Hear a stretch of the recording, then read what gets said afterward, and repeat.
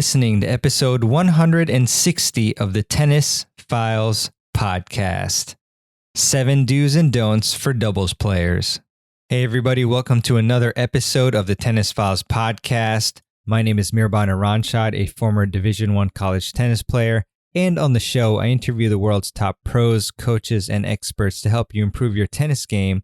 And today is another solo episode, which is actually a follow-up of sorts to last week's episode on the 7 do's and don'ts for singles players.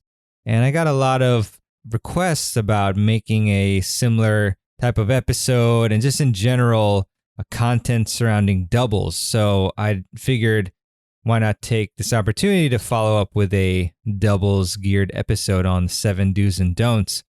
And before we launch into this episode, I actually just want to let you know that I published a video very recently on YouTube analyzing 5 4.5 singles points and then pointing out on video my top 7 do's and don'ts.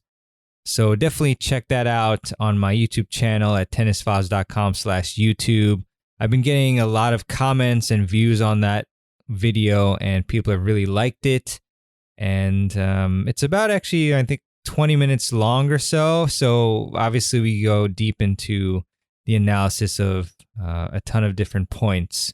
So it was very enjoyable for me to do, and I got requests to do more of those lessons on YouTube. So I'll definitely keep doing those. And shout out to Tennis Troll for letting me use their video on that one. All right, so now let's launch into this episode on doubles strategy. And I'd like to give you a bit of background on my doubles, and just to kind of show you that you can come from a place of not knowing how to move, what shots to hit, how to anticipate in doubles, to a more improved place with your doubles game. So as a junior, and as with maybe a lot of you, I played mostly singles. By mostly, I mean probably 95%. Pretty much exclusively singles tournaments.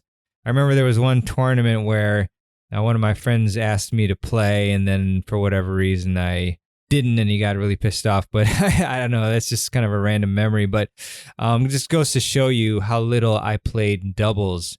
And I had, obviously with not playing much doubles at all, I had no idea about the fundamentals of doubles, how to move, and even how to volley. Because I just spent about every minute on the court just hugging the baseline unless I got a short ball. And then once I entered college, where I played for the University of Maryland, Baltimore County, shout out to the Retrievers, it's a Division I school for sports. Unfortunately, their program got cut a few years ago, which is really, really unfortunate. When I got there, then my coach, Keith Purrier, who I actually had on the show, I think it was episode number 2 of the podcast. Just amazing to think about that one, because that was many years ago, and I was way more tentative on that episode than I am now, but great progression. But nonetheless, Coach Purrier opened my eyes into the proper doubles positioning, the movement, and the strategy behind doubles. And although I learned a lot of doubles, I didn't really get to implement it that much, in the sense that I didn't really play a lot of doubles in the lineup. I generally played like number 5 and number 6 singles, occasionally 4 and 3, probably once. But I really did not play much doubles in the actual head-to-head matches. And so I still, at that point, had a long way to go to develop proper doubles strategy. And then after taking a break from tennis for a few years when I went to law school, then I started playing a lot of USTA League tennis, which is a lot of doubles, as you all know. There's many leagues that are exclusively doubles, and then even the seasons where you have a mix, there is more courts of doubles and singles, and then there's a couple exclusive singles leagues throughout the year, but it probably varies depending on where you live. So in any case, I picked up a few more strategies, and forced, obviously, with playing so much more doubles, to really think about my game. And then when I started Tennis Files in about 2015, that's when I got to interview, as you all know, a lot of amazing expert coaches on the subject of doubles. I recently talked to Louis Caillé for Tennis Summit 2020, and he's coached Jamie Murray, his number one doubles player, and just so many doubles Grand Slam champions and so forth. And yeah, just a lot of great experts. And that's when I started to develop this deep hunger to learn the top strategies from the best coaches in the world on doubles, of course, and also singles and just all the different aspects. But I know that a lot of you, whether because it's like me where I played a lot of singles, pretty much all singles throughout my life and didn't know much about doubles, or because you haven't had doubles coaching, I know that you want to learn some of the top things that you need to do and not to do on the doubles court.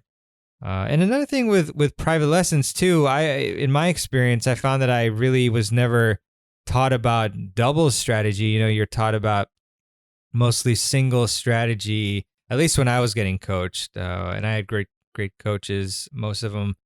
But you think about, you get coached on like your technique and strategy about singles sometimes, but not so much doubles. So yeah, it's very normal for a lot of players to not really know much about how to play proper doubles. And even when you watch the pro game, there's some differences there that you have to be aware of, and capabilities in your game versus what they're doing and so forth. So in any case, that's why I decided to put together this episode, and it's a natural follow-up to last week's, like I mentioned. And for each one of these points, there is either a mistake that I've made and learned to correct through experience, or something that I've implemented myself and found that's really worked. So I'm very confident in sharing these 7 do's and don'ts with you to help you improve your doubles game. All right, so now we have reached the actual list here with that background. So I'll start it off. Number 1 is do communicate with your partner frequently throughout the match. So a lot of times when I watch doubles matches, I see a severe lack of communication between the doubles partners. And this is usually indicative of a not very successful day on the court. So, you have to ask yourself, how are you supposed to be able to plan out winning plays and be on the same page during points if you aren't communicating with your partner? And the typical team that I see, they might talk a bit in the beginning, plan out a couple plays, but then once they start losing, they just end up going through the motions, almost like they've given up. And all they're doing is just switching sides and moving up or down, depending on if they're returning or they're at the net. And then they go home and wonder why they lost so badly and how awkward it was on the court with their partner. But successful doubles teams always communicate on the changeovers, and very frequently, with successful teams, often between every single point. And just think about it. As the server's partner at the net, do I stand a better chance at anticipating my opponent's shot and where to move if I know where my partner is serving the ball, which requires communication? Or will I be better off if it's just a complete surprise as to where my partner is serving? So obviously you definitely want to communicate with your partner very frequently throughout the match. And speaking of communicating, this leads directly into point number 2, a very good segue if I do say so myself. Number 2 is do use signals on the serve and also on returns as well, which is a little more advanced, but it's fun as well and can be very useful. So using signals where the net player puts one hand behind his or her back and tells the player where to serve and where the net player will be can make the difference between holding serve and getting broken. And just a quick review of hand signals, because it's very possible that some of you listening or many of you have not used signals before. So the first sign that you give is where to serve the ball. And so you're going to point your index finger or pinky finger to the left or right, depending on what hand you use, to indicate either a wide serve or down the T serve. And you also use your middle finger to indicate a body serve. Warning, just be sure to point that middle finger down to the ground and don't flip it up or your partner will take it the wrong way. And so that's the first sign. And then the second sign is where you yourself as a net player will go or will be. So those signs are a clenched fist is indicating that you're going to stay where you are. If you spread your hand out, kind of like where you indicate the number 5, then that means you're going to poach. And if you have your index and middle finger pointed down to the ground, which resembles a V, or if you flash your hand repeatedly from a fist to spread out fingers, then that's a fake poach. So obviously you could use different types of signals for these, but these are the ones that are universally used, at least in the US, and I think probably everywhere. So if you are talking to your partner before every single point, you could get away with not using signals. However, I still like to confirm what my partner and I discussed, especially when the point is super important and the match is close. So maybe it's 4-all, it's add out, and you and your partner are talking about a play.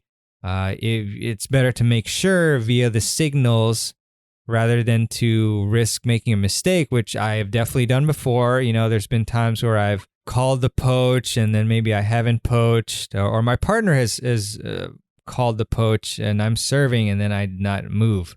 And then we just get, we get broken because we're both on the same side of the court. That's not very good. So definitely a double check. You talk and then you confirm with signals is definitely quite useful.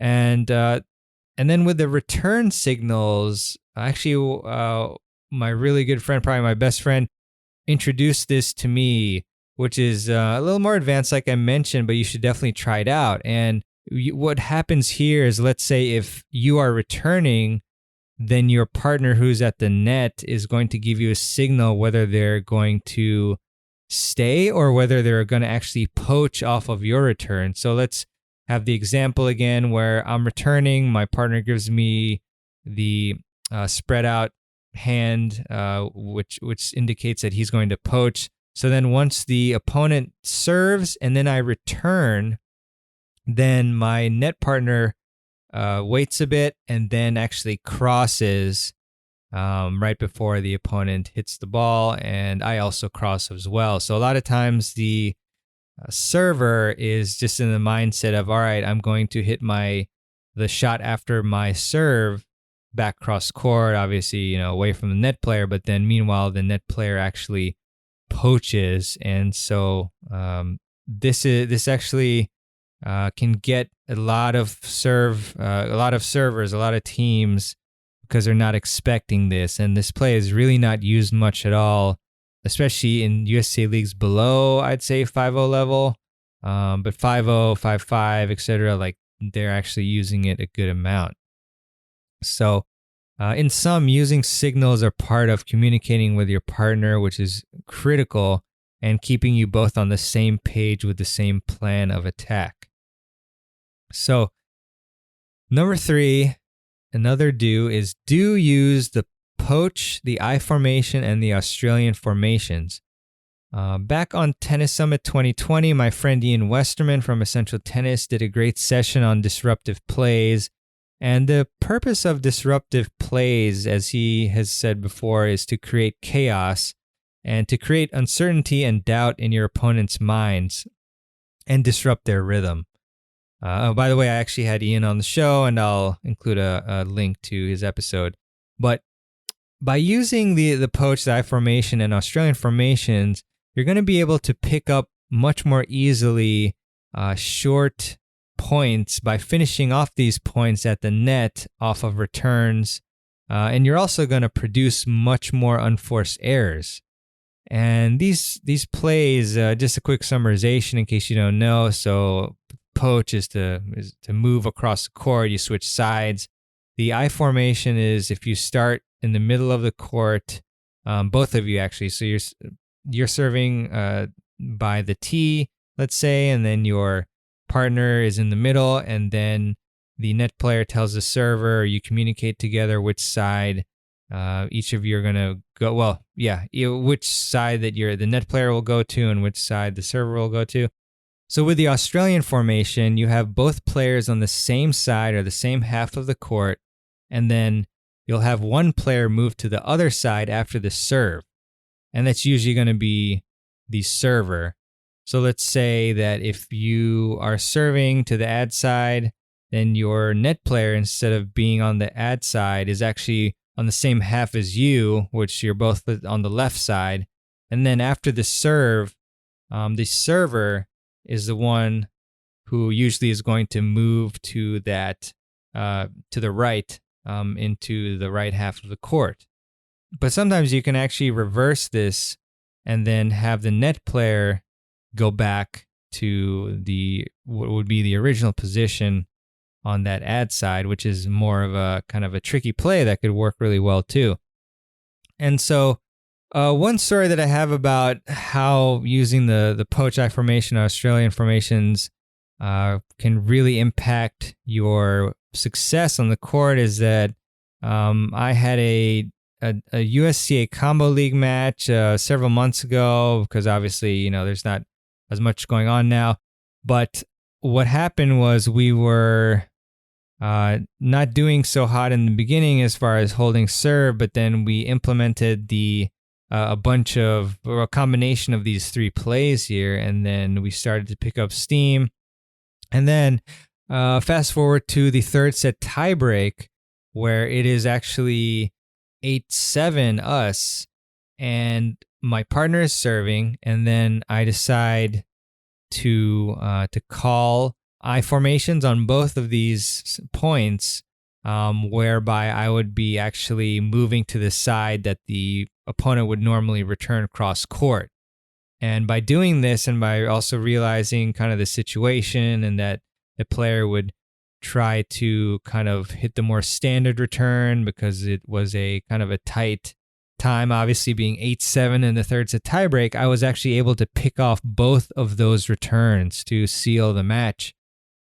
So if in that case I would have had a regular formation, then obviously it would have been more of a long drawn out point potentially. And by using kind of your brain, not kind of, and using these plays, you have the potential to create a lot of confusion and unforced errors, and pick off a lot of shots, and kind of reduce your efforts and making points more efficient. So I really love using the poach eye formation and Australian formations. Point number 4 in our first don't of the episode is don't hit cross court when you're in a down the line ground stroke rally, with the exception of a lob. So this is obviously a very specific don't strategy or tactic, but it's one that has bitten me in the bum, to say, in an English style, I suppose, quite a few times, and resulted in unhappy partners as well. So let's say that you've gotten into a down the line rally against the opposing team's baseline player. Usually this happens when one net player is lobbed, because obviously you might be in like a cross court rally, and then somebody switches it up, lobs your partner, so then you and your partner switch sides, and then boom, you're in a down the line ground stroke rally. So the best play here is to keep working the ball deep down the line to then hopefully produce a weaker shot by your opponent baseliner. And you're doing this while your net partner ideally is moving toward your side to cause pressure on the baseline player, the opposing one obviously, and to try to pick off one of the shots or to cause an error. So in this situation, if you hit a cross-court ground stroke and it's not absolutely perfect and a sharp angle, then your net partner is basically doomed, because all the net player on the other side has to do is volley it straight to your net partner. Hopefully not to the family jewels, but that's happened to me too. But another good play, besides the obvious work the down the line, have your net partner cause pressure and move towards the center, is you could hit an offensive cross-court lob when you get a comfortable ball to hit that shot, which again kind of switches the dynamic around with the positions and so forth. But again, executing a cross-court pass away from that net player when that's the side the net player is at is going to be very tough and low percentage. And you'd basically have to know that that opposing net player is going to be poaching on that particular shot to be able to execute it. So just keep that in mind when you're in a down the line rally, to just work that down the line deep and then have your partner be the one to be active and try to cut it off eventually or cause an error. So number 5, our second don't, is don't stand in the same spot at net while your partner rallies with the opponent. This is a huge one. I see too many net players, especially I would say at the 4.0 and below level, just simply because I've seen 4, 5, and above the net players be a lot more active.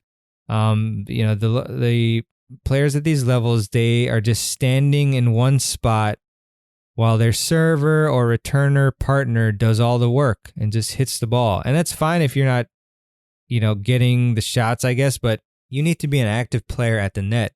And this means constantly making adjustments in your feet, like moving up after your partner has hit the ball, and moving back after the opponent has hit the ball, and just creating pressure on the opponent so that they are going to wonder where you will be when they hit the ball, and so that you can adjust so that you can be in a more offensive position when your partner is hitting an offensive shot, and then to be in a more defensive position with a bit more time to volley when the opponent is hitting an offensive shot. And so think about and execute your movements as a net player, because if you're just standing there, start being more aware of that, and then keep making positional adjustments. And also, even besides the winning and losing, it also makes for a really good workout if you keep moving as the net player. But yeah, it's really crucial. It's something that I was just standing around, not moving at all. And then I watched some video of myself and was thinking, wow, what can I actually do to make an impact in these points? And the answer is to keep moving, strategically according to what's going on in the point, and to seek opportunities and ways to pick off the ball. Point number 6, third don't play too passively. Keep the pressure on your opponents. And obviously there are some of the previous points that feed into this a bit or help hammer down this point. But this is a big mistake that when teams make it and they play too tentatively, as I've done before, they're almost certainly destined to lose the match. And what I've found myself doing in regards to this is I would sometimes hit tentative returns. I'd back up while I hit the shots, or I was afraid to volley or to move and to poach. And I pretty much always lost these matches unless I made a change in my mentality. And good players are going to sense when the opponents are playing defensive, and they're going to absolutely pounce on it. They're going to poach on your shots, which are going to be slower and weaker, and they're going to just destroy your weakly hit replies at your partner or in the open court. And so, in my view, there's really no room for passive, consistent play in doubles like you see often in singles. I mean, you do, and I have seen this sometimes. I remember at a sectionals tournament at the 3-0 level, I believe it was, maybe 3-5, probably 3-0, where the players were just constantly hitting these lob moon balls for like 30 shots a point, and it was really a sight to behold, I'd say. But if you want to move up in levels, you really have to learn how to play aggressive doubles. You have to learn where to move, depending on where your partner and opponent is and the type of shot that you expect to be heading your way. You've got to learn how to pick off these shots and play more efficient doubles. And so keeping the pressure on your opponents in doubles is such an important component of your overall success. And, that just flows from playing aggressively, not passively. All right, point number 7, it's a back to the do's. Do evaluate what your opponents are doing and how you can adjust to come out on top.